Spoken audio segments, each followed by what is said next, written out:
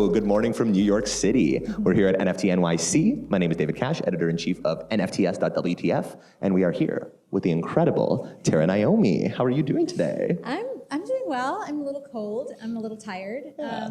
Day 4 vibes, you know. Like all week conference vibes. I don't know what day it is. I don't know what time it is. I feel like that's been my life for the last 9 months though. So it's in and good. out of the metaverse. Right. Like it's sunny out, so it must be daytime. We're doing all right. Yeah, absolutely. Yeah. So how have you found this week? I know that it's been such a journey, meeting so many people in person. How has it been for you, and is there anything that's really stood out for you being here in New York right now? I mean, I kind of had this idea that I was going to come here and like go to all the parties and do meet all the people. Hypothetically, and I've met like 5 people. I mean, it's been great. The people that I've loved. I've loved everything I've done so far, but I've definitely done less than I thought, and which I think is actually much more reasonable because I'm an intense introvert, and so it's like being around this many people is actually pretty overwhelming for me. And totally. So I kind of come out in the morning and I go to some panels and see some people and then like retreat back to my brother's where I'm staying. Nice. And then like go out again at night for like one event, and then I come home and I'm asleep by 1, and it's Very reasonable. It's so reasonable. It's like I'm like, who am I right now? Like, I'm so reasonable. Responsible adult. I'm a responsible adult, finally. Yes, absolutely. Yes, that's good. But I mean, that makes sense though, coming from this space and being such a decentralized space and so virtual, we're able to do so much just from the comfort of our homes. And I know you've done so much on Clubhouse. I'm curious for people watching, how has that process been for you? And maybe to follow that up, I'll ask if you met any people from Clubhouse in person. But yeah, how did the Clubhouse thing start for you, and how has that process been? It's been great, and now it's like a lot of Twitter Spaces, you know? Yeah. For me, it's really good because I prefer not to leave the house, and so I can be social, and then I can just be like, oh, connection's going, bye. Bye. Feel like, oh, I lost Wi-Fi, I don't know what happened, Sorry. just like duck out when I need to, and like not feel like I have to stand and hold a conversation, So it's been a really amazing way to connect with people during this time also when, Absolutely. We really didn't have other options. When did you get on? I think I joined at the end of December. Wow, so last year, Yeah, and pretty quickly like found my way into the NFT spaces, which is something I was already exploring off Clubhouse, and then was like, oh, there's all this, there's all these NFT spaces and rooms and community on here, and so I met a lot of great people pretty early on, and we're all sort of going through this journey together, So it's been great. Beautiful. So I want to talk about a few of your projects and some of the crazy work that you've done. But you were quite early to NFTs. I mean, I minted my first NFT. It wasn't called an NFT then, in 2019. Yeah.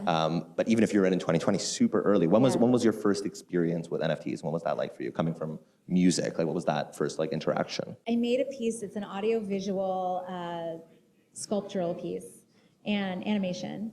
And I made it because I was trying to figure out, coming from music, I was like, well, the music space has grown so much in just the last couple of months even, and in January it was sort of like, well, how do I contribute to this space as a musician, and I'm also a visual artist, so can I explore some of that? And like, I made something in Blender that was sort of like I can't really describe it. You can see it on OpenSea. We'll plug it here. You can see it on Foundation. That's where I sold it. And because in addition to singer-songwriter stuff, I'm also a composer, and I had all this instrumental music that I loved and didn't really know how to share. Like stuff What context you put that in? Yeah, right. exactly. And it's like, well, it's sort of this weird instrumental music that I use to showcase my skills when I'm. But you probably love it. Like, it's like your passion. Yeah, I love it, and I do it for film and television. But it's just like, well, aside from film and television, this gives me a way to share that music. That it's the same thing for like digital artists who were always, before digital artists were creating work to be used in other people's projects, right? It was just an object, yeah. Right. So composers is the same thing. For a lot of us, it's like, well, when we make something for film or television, we put it into that project. But otherwise, what am I going to do with it, right? And so I had this idea to sort of make some digital animations, some digital sculptural animations, and set my music to that.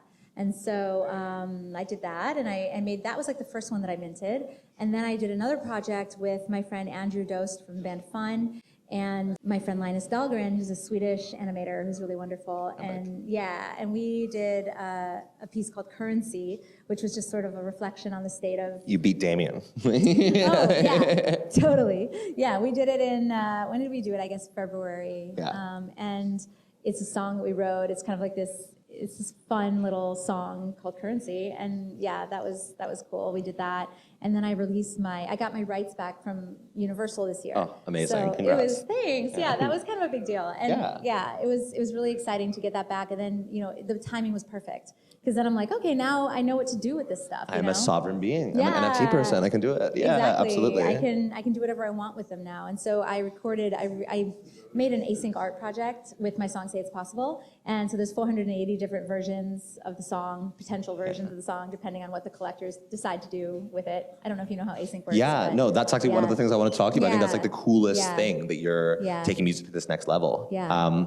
And I think that it's very much a logical next step, because at least like the royalties aspect of NFTs like made a lot of sense, I think, to the music industry. I think it's interesting that art came first, in terms of like the art world really embracing it first, but I do really feel like music is it's happening now. And I definitely see you as one of the people who's like started to innovate in that space. When did you start thinking about the fractionalization aspect? And like, I know async has been such a big driver for you, but like your work is incredible on there, and you're doing things that nobody's done before. Oh, thanks. Yeah. Well, so async isn't actually fractionalized, but it's the actual piece is interactive, as in different people can control different pieces of it. And so the fractionalization is not part of async, but is also something that's super exciting to the business, for the music business. And I mean, you mentioned something interesting, which is the art world came first, but to me that really makes perfect sense, because there is an established way to collect visual art. Right. And there was, there's precedent for that. That's not a big stretch. People are used to buying, visual art and collecting it. But with music, recorded music specifically, they're used to just like listening to it for free. Right, so transitioning people over from this expectation of I can have as much music as I want, I can listen to it, the as much as I want to. Spotify like ideal, exactly. And that really, set musicians back quite a bit. As far as the perception of the value, the perceived value of recorded music. So re-educating people about this, and I also believe that we can't put that genie back in the bottle. It's people expect, streaming isn't going away, and it doesn't need to. Yeah. But there's this other sort of the next logical progression from crowdfunding, in my opinion, which is like actually, instead of having this kind of false promise of like the thing with crowdfunding was, make your fans into your biggest marketing team by involving them in the process, and it's like, no, nobody's gonna do that. Like, you're gonna asking them to work harder. No, you're gonna give your $25 to have somebody that you like make an album, great, and then you're gonna get on with your life, right? You're not gonna sit there and then shout it from the rooftops and then be their marketing team. Exactly. But with NFTs, that actually happens, because when I buy into a project, when I collect a project that I'm excited about. You champion it, yeah. Well, because I stand to benefit from that too. Right, absolutely, First of all, if I buy something, it's because I believe in it. If I collect something, it's because I want to build a relationship with that creator, and I believe in the potential of that creator and the project. And then I'm gonna share it. Yeah. I want everyone to buy into it. Absolutely. I want us all to collect it, and I want it to go up in value because I participate in that. Exactly. And so it's finally this mutually beneficial relationship that's possible for musicians to have with our audiences, and that is completely new.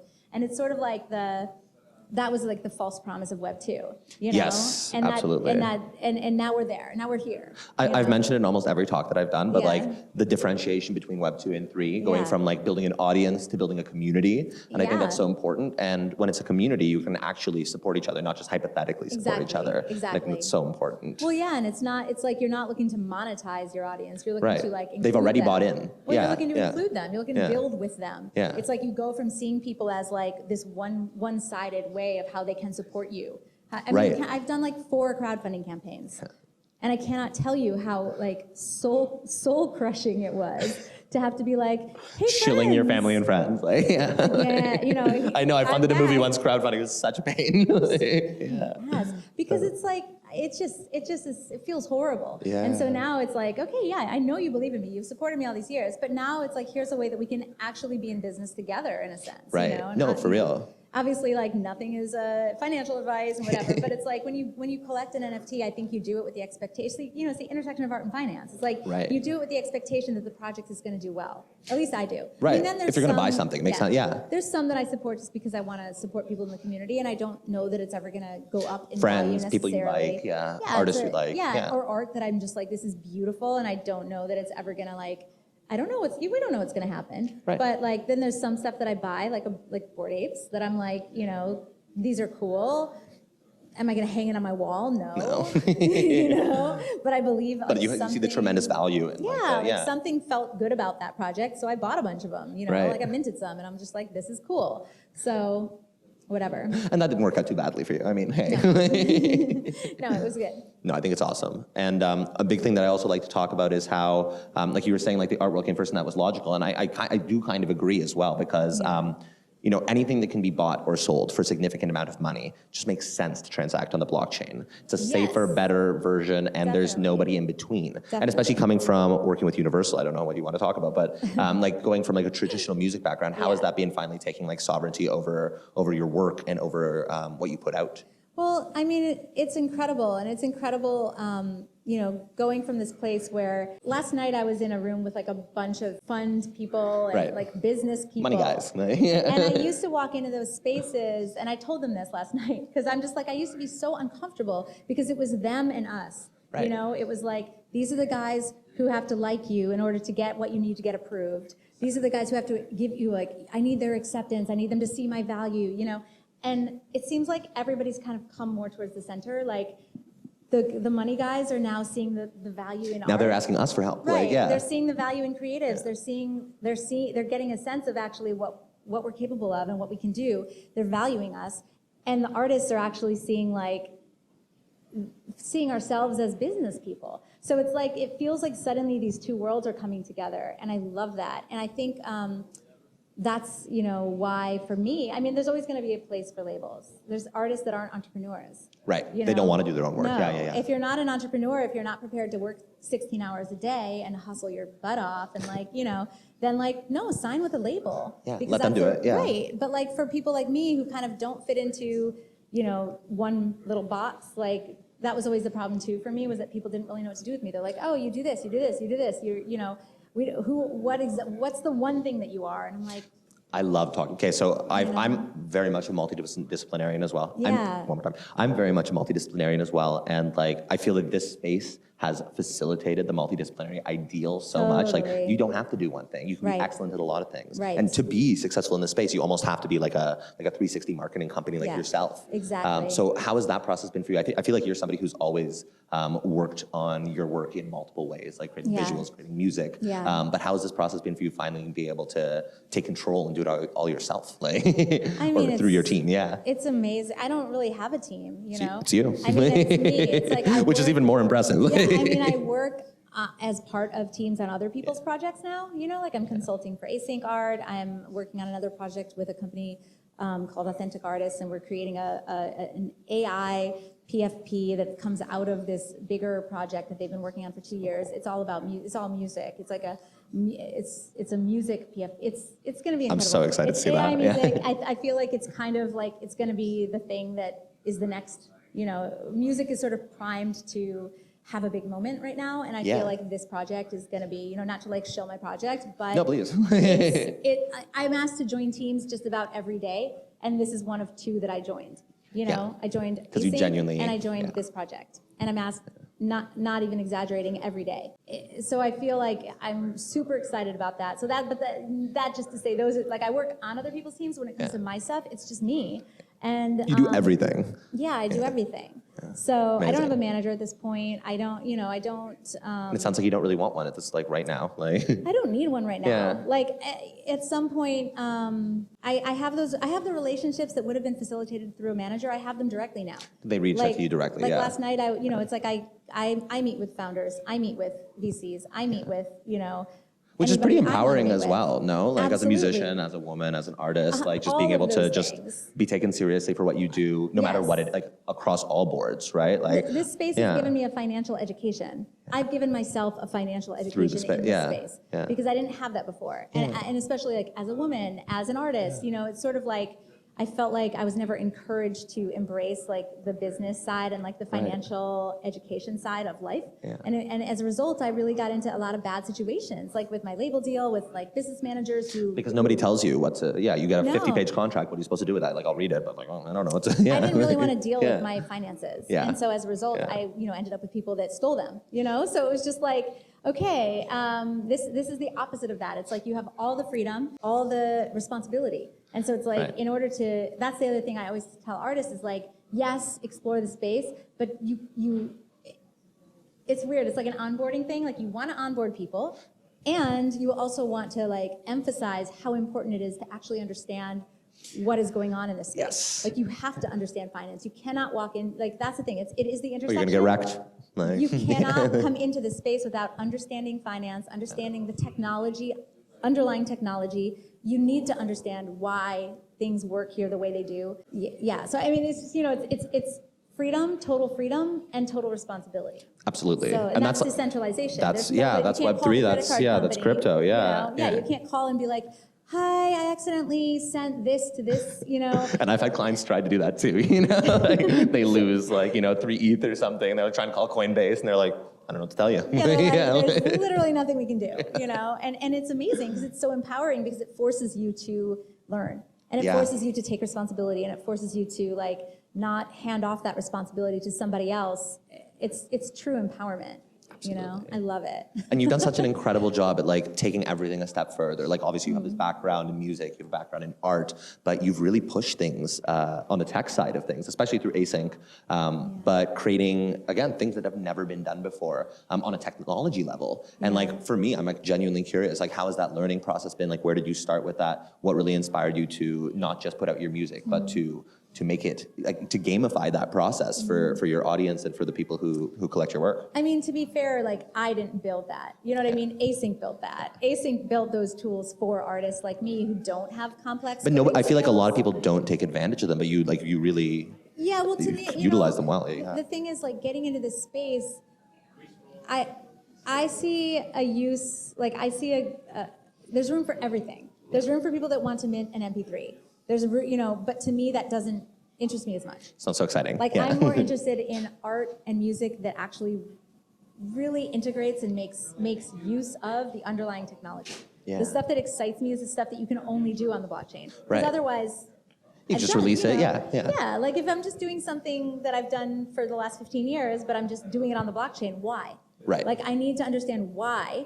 And to me, the most compelling uses for the most compelling use cases for music, art, blockchain are the things where it's all baked into one. Absolutely. And where we're really taking advantage of the technology and using it. Because it's there. And pushing it and pushing what can be done. And so Async has really done that by providing a way for art to be interactive and programmable and living and breathing and constantly changing. And also, like we were talking about community before, but like, involving the community in the creative process. Because now it's like my song is out of my hands. Right. They can change it.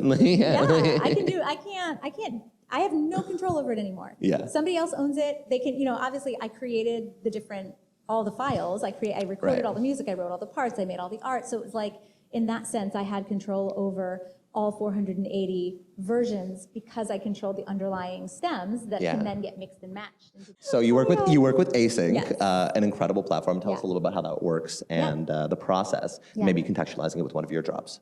Yeah, I would love to. So Async is an incredible platform for creators and for collectors. Essentially, like if you want to, I think the best way that I can explain it is when we create either digital art or music in the studio, everything is created in layers. If I'm in the studio, I've got a layer of vocals, then I have one layer of guitars, one layer of drums, bass, whatever it is, right?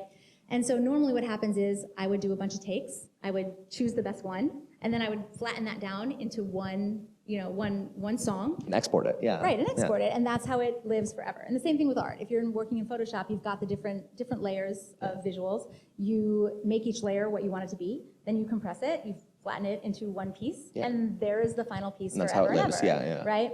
So with Async, you've got all these different layers, but instead of flattening them down and making one permanent piece that stays in that configuration forever, you mint all of the layers separately. So Async stands for asynchronous. And so they now function independently. You've got however many layers you have in the art, and you have different variations within each of those layers. So instead of having one static piece, you have different collectors collecting the different layers. They get to then make the choice between do I want this variation, this one, this one, this one. And so the piece is changing on any given day. With some of these pieces, like the Guild did a piece with 38 artists. Each of them had multiple layers. So there were literally, I don't know, millions or billions. I can't even do the math. Yeah. But like with my Say It's Possible piece, I had 5 layers of sound. Each of those layers had between 3 and 5 different variations. And so we ended up with a piece that has a potential of 480 different versions. Amazing. And I lose control. So when you create on async, it sounds kind of overwhelming, but if you go on and you play with it, you can click through the different pieces. You can see all the different layer states. You can see the changes. You can see, you can randomize the piece on the art side and see how it will look in one of these many different permutations. It's, async has basically taken super complex coding that most of us very few of us would be able to do, right? Without really understanding how to code, and they've made it accessible to artists of all levels. So it takes a little while to sort of conceptualize and wrap your head around it, but once you do, it inspires artists to create in an entirely different way. When I was making this piece, so I got my my publishing rights back from Universal this year, which Amazing. is the most perfect timing. Thanks. It was so funny. I thought I was going to have to fight, and I wrote this email because I don't have a manager at this point. Right. And I wrote to Universal, and I was like, dear sirs, I was so intense. I was just getting ready for a fight, and I'm like, to whom it may concern. I'd like to speak to the manager. Yeah, yes. I was like, I'm writing to inquire about getting my publishing back, and I was ready to go. I was like, please advise me as to how to pursue, and they write back and they're like, actually, your rights revert to you this year, so you're all set. Amazing. I was like, that's it? I thought I was gonna have to raise all this money. I was like, do a lawsuit. Oh no, I thought I was gonna have to do an NFT project just to raise the funds to buy back my rights to then do what I wanted with my songs. Right. But so I chose Say It's Possible because that was kind of the song that launched my career, and I chose to do it on async because I'm when I record, the origin of the song was on YouTube. So I recorded it, this acoustic song. I recorded it in my bedroom. Well, it was actually, I lived in a little tiny studio in Hollywood. So bedroom. There was no bedroom. Combo. I recorded it in my room. Same room your mattress was in, yes. Exactly, just a different wall. Yeah. And the song really blew up, but it was this straight acoustic, really raw.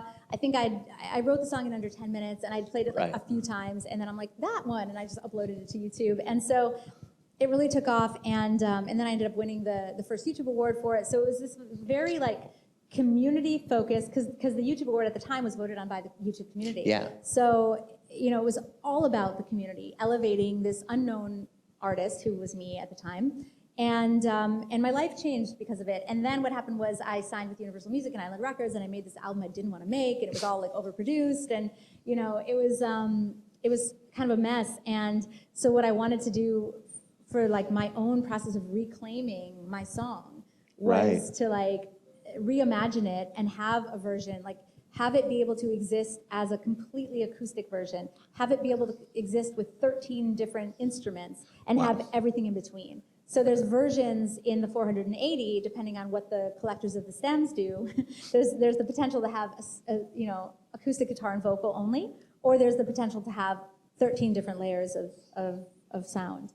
So so async was really the perfect platform for me to do that. It's incredible. Yeah, I love it. I love it, and that's so well put together. Yeah, it was fun. I always like to contextualize conversations like this with the idea of hypermodernity. So there's this concept that we've now reached a point where technology is progressing at a rate that we can't comprehend. Yes. So that's why most of us don't understand how our computers work. But we don't have to. We don't have to. And I think what async's doing, I think, is really important because they're taking really complex issues which otherwise would need a whole dev team to assemble, and allowing artists like yourself to create really innovative works. And I'm incorrectly thinking of it as fractionalization because of this breakdown system. But have you seen anything come out of that you would never have expected? Have you seen combinations of different tracks that you were oh my God, I didn't even think of that together, and this is so cool. Well, yeah, because I mean, I definitely tested a bunch of them, but Yeah. there's no way that I listened. 480 times, no. Yeah. And I mean, when I wrote the piece, it's like, the thing that I think is so exciting about it is that it forces you to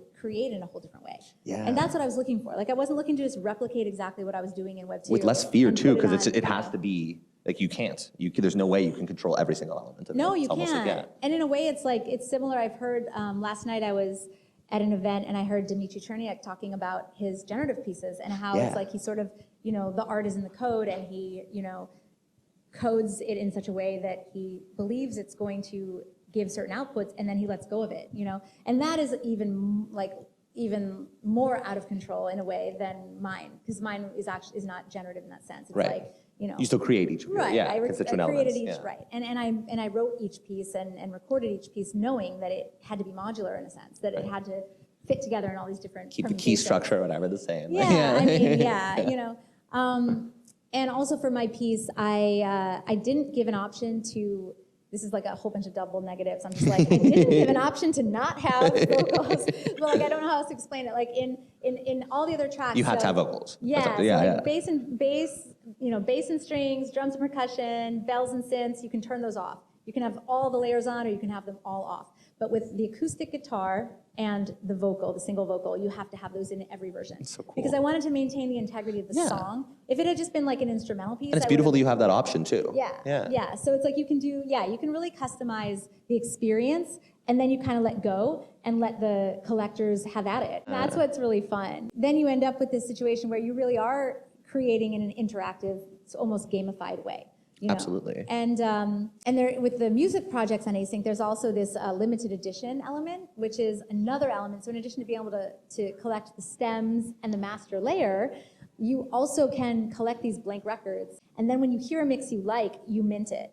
So it's almost like recording, a blank CD and recording it when you hear a song you like come on the radio or something, Like creating your own mixtape back in the, like on a your, record or something. Exactly, yeah, and so you mint the record, the permanent record, when you hear the mix that you like, which is controlled by other collectors. So you don't have the ability to go in and mix it yourself, but you have the ability to, when a mix comes up, you're like, oh, that sounds amazing, I'm gonna mint my record now. Which is also another very complicated process usually, which they're like totally simplifying through this process, Yeah, and then you end up with this almost generative project feel, because depending on how many other people mint that version too, you've got a rare, you've got rare based on like whether it's silver, gold, or platinum, then you've got rare based on maybe you're the only person who ever minted mix, 40321 or whatever, This specific combination of So it's really fun, and I can't say too much, but Async is about to like further change the game for music NFTs, and I'm an independent artist. I work for myself.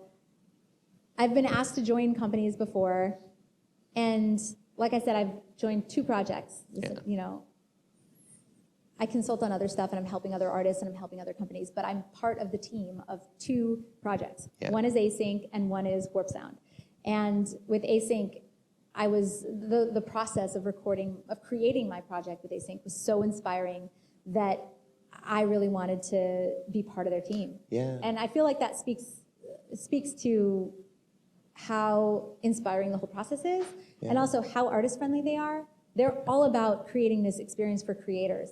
Totally. And they're so, I don't know, it's really hard for me to talk about it because they're a platform for creators, by creators, and it's an experience unlike anything else I've ever had making my music. But it's so authentically Web3 as well. Yes, the fact that you can like do a project on a platform, have it go really well, and then just work with the team directly. The fact that we have that access, because we're so early, right? It's still so early that we can be like, I like you guys. They're like, we like you too. Let's work together. Okay. That's so true. Yeah. It actually went down in a tweet. I love that. It actually happened in a tweet because I was tweeting about my project, and someone on the Async team tweeted, this is like the most Web3. This is like the most literally like, on like NFT Twitter. Like. It was like, NFT Twitter. And so I tweeted, and then someone from the Async team said, Terra gets it. Everyone be more like Terra. And then I tweeted back, and I'm like, oh, all the other kids are gonna hate me now, And then I tweeted again, and I'm like, seriously, all I ever do is talk about Async. Like anytime I would go into Clubhouse, anytime I would go, people would be like, Terra's here, tell us about Async. And I was like, okay. So I said, all I ever do is talk about Async. I should just work with you guys. And then they're like, okay. Yeah. They were just sort of like, oh, and we were both sort of like, oh, like we were kind of joking, and then we're just like, actually, And then I spoke with one of the founders, and Lisa, and then we emailed back and forth a bit, and we were like, this makes sense. Let's do it. Yeah. And I think, obviously for me, but maybe for some people watching, but I feel like you're one of the people who's really taken best advantage of the platform and the way that it works, and the fact that you actually you created that understanding for yourself. Yeah. You taught yourself how to use this, and not just capitalized on it, but really innovated through the technology that they created. You used their framework and actually pushed it to the extent that it can be pushed. I think all the artists the thing with the music side is it's still invite only. So I think they're very selective in making sure that every artist that has, there's only been a total of maybe 15 so far, and everybody has really done an incredible job on the music side, and that's part of, it's still, they've made sure that the people who they approve to do it really get what they're and are actually going to to use it Yeah, properly. Yeah. exactly. So everybody, I have to say, I feel just like I'm in good company with all of the musicians that have released async music projects. I love it. Yeah. So you've been in this space being like the internet space, let's say, for quite a while, right? You were very present in Web 2, yes, and now Web 3. But we've talked about this a little bit of the 360 market company ideal. Yeah. So with async, I think you've really taken advantage of a new technology, and I don't think you're stopping doing that either. No. We have the metaverse, we have AI, we have augmented reality, we have all these new worlds that we're kind of really burgeoning into right now in the space. Do you have any other favorite, intersections that you're kind of exploring at this point in time? Yeah, absolutely. Yeah. I mean, I laugh because, my brother kind of led the way for me in this world. So cool.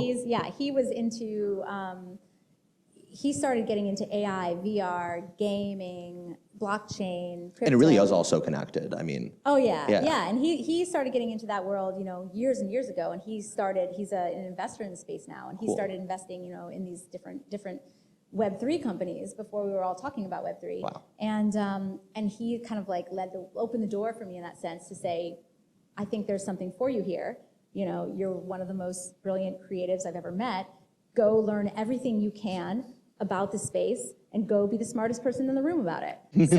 So he opened the door to the world by sort of laying down that challenge and setting that challenge for me, saying, you could really do something here, so go do it. And I, prior to that, was just really focused on being a singer-songwriter, recording albums, uploading music to Spotify, trying to build my audience on Web 2, and touring. And we don't give ourselves time to actually research the new tech until we do. Well, I didn't even realize, I didn't know it would even be something I wanted to do. Right. I just was so stuck in this. I think from the outside, we talk about finance. As ex-creatives, we're why would we even? Right. Yeah. Right. That's the other thing too.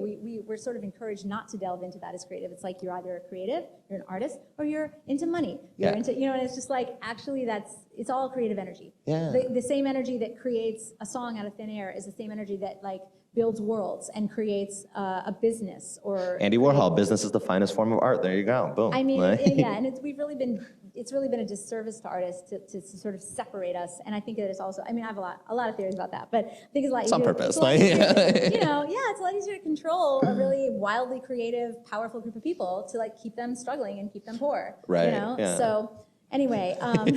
T. But so my brother kind of was into all this stuff before, but I wasn't, I was into it when he would tell me about it, but I wasn't actively researching AI and AI music. And absolutely. To be honest, as an acoustic musician, I was terrified. It's the last thing on your mind, probably. Yeah. Well, not only the last thing on my mind, but the last thing I wanted was wait, machines are going to be able to replace me? I don't want machines making music. Right. That's my job. Yeah. And understanding the capabilities of AI, that it can, match my voice. It can do, and so I went through a phase where I was kind of terrified of that. And then I kind of came around to this place where I was no, these are tools. And AI doesn't work without humans. AI works connected with, It's entirely dependent on the inputs, right? Right. You can't just. Right, yeah. Right. And we can help each other. You know what I mean? It's it's a tool. Yeah. And so it's almost okay, if when cars were invented, if someone's just no, I'm just gonna walk, thank you. I'm good, and I have my horse, I'm okay, fine. well, cars are here, and you can get in one and have a nicer experience of getting 5 miles across town, or you can, so it's sort of how do we use the technology to enhance what we're doing. Absolutely. And how do we use it in a way that's beneficial to what we're doing as artists, as creators, as human beings, right? It's like we work together. We can work together. So my brother kind of planted those seeds of interest for years ago, but just recently I got more interested in it, and I actually just joined the team of a project called Warp Sound. And it's the company, Authentic Artists, has been developing this collective of AI artists that can actually perform, and it's all generated in real time. So it's not like, the AI is making the music the same way that a DJ You still have the live component, yeah. It's live, yeah, it's meant to be live. Yeah. So, and in fact, they did something at Tribeca last year. Cool. And you can interact, it's audience interactive, you can interact through commands. They have a Twitch show every week now, and you can interact in the chat, so the audience can determine, is it going to be faster? Do they want slower? Do they want, slime the beat? Like whatever, there's all these different commands. Yeah. And so it's fully interactive, and the artists, our AI artists, are actually responding in real time the same way that a DJ would at a festival or wherever you see. Yeah, like you feel the energy of the audience. You feel what they want, where they're at. It's a new level of interactivity, yeah. Yeah, and so it's so the AI artists are able to do the same thing. And so we're creating right now a PFP project around this collective of artists, and it's full commercial rights and like the ability to generate full songs out of it. There's a lot of stuff I can't talk about yet, but it to me is the most exciting music development that I've seen yet in the space. And I feel like we're like I said, I've joined 2 projects. This is one of them. So I'm pretty excited. Something you genuinely believe in, yeah. Yeah. I think something that's really exciting with what you're doing, and just this whole like generative aspect or the AI aspect in general, is the letting go of your creative baby and putting it out into the zeitgeist when it's not even finished. You finish all the elements that you have control over, and then you release that control to your collectors, to your audience. How has that process been for you? And is it a little bit of killing your darlings, or is it now starting to get native to you now that you've been doing it for a little while? Well, I think like when I first released my async project, that it was a little scary because I'm like, what are people going to do with this? Yeah. What if it gets stuck on, like, I can't change the layers anymore. Yeah. What if it gets stuck on a version I don't like? Because there's obviously, I didn't dislike anything, but there's versions. It's like with the PFP project. There's like the pretty ones and the really pretty ones. You always have your favorites. Yeah, absolutely. So I'm like, I know which versions are my favorite and what combinations of elements I like best, and I don't get to choose now. Right. So I was a little scared. I was like, oh God, what if they leave it on something that like is just like kind of meh, and like, and I just got really comfortable with it. And I think like something that happens in this space a lot is this idea of building in public, and we get really comfortable with it because a lot of things are a little wonky right now. Nothing's perfect yet. We're still at the very beginning, especially like AR, all these things, everything. Anything that's complicated. I mean, it's and everybody, we're early. It's like, yeah, we're early. Like that's what everybody says because it's true. It's true. And I think that what I really appreciate as a sort of recovering perfectionist is the opportunity to let things be a little messy, Like, it is a little messy right now. Perfection doesn't exist, first of all. And, like, I have lived so much of my life as a perfectionist, and it's really held me back and led to, a lot of unhappiness. And so kind of being able to say, everything is a little imperfect right now. And that's part of the beauty of it. And that's the space. I mean, like, the fact that we've been so experimental, so openly, I feel like has been how this space has grown over the past few years. Totally. Like, people don't even realize, like, the CryptoPunks were not meant to be given away for free. They tried to sell them. People got refunded by accident. And now it's the most successful project in the space. I mean, so... little mistakes, like little missteps, little, like, happy accidents, little things, it's... And just the concept, when I first heard someone say building in public, I was like, oh my God, I love that. I love that, yeah. Because it takes the pressure off. Like with Warp Sound, we're building in public. Yeah. We're starting our Twitch show. There are bumps in the road. There are things that, we're using bleeding edge technology. Nobody knows everything. Like it's impossible, So we're innovating on the fly. Yeah. And by the time we drop the PFP, everything's going to be ironed out, and it's going to be, I have a feeling it's going to go really well. I believe in that. But it's like, in the meantime, I built the Discord. There were things that I had to change, while there were people in there. And I'm like, hey, everybody, sorry if you got locked out of this for a second. And, and I feel like we all understand that. And it also humanizes everything in a way. It's like, because there's something beautiful about when things function absolutely perfectly from the very beginning, but there's also something really great about seeing a team of people coming together to do something that hasn't been done before and sort of stumbling through it a little. Totally. Like, I love that personally. It's like when you see, I remember the first time I saw one of my favorite artists mess up on stage and start over 3 times. I saw Radiohead, Yeah, I saw Radiohead. Tom York started a song. I can't remember which song it was, but it was one of his Bulletproof. I think it might have been Bulletproof. Some like huge hit. Yeah. Huge song. And I think it was Bulletproof. And he got into the beginning of it, and he was like, "Oh, he stopped it. He's like, I have to start again." And then he started it again, and they messed it up again.